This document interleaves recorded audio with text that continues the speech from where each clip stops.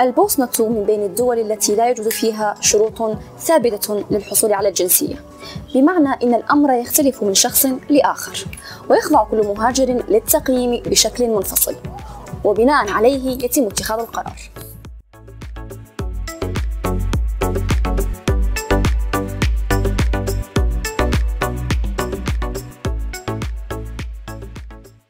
هناك عدة إجراءات تزيد من فرصك للحصول على الجنسية البوسنية، وهي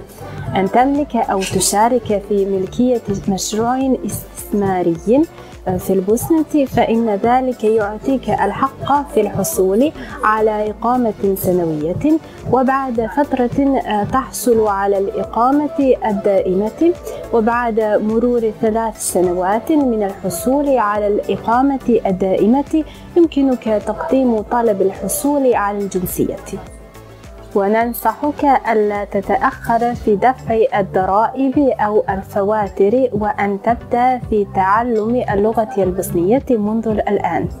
ونحن نقدم دروس اللغة البوسنية، فيمكنك الاتصال بنا لنرشدك في تعلمها.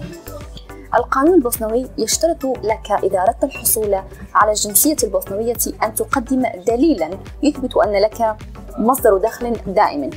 ويستثنى من هذا الشرط أن تزوج شخصا يحمل الجنسية البوسنوية، ولكن بشرطان: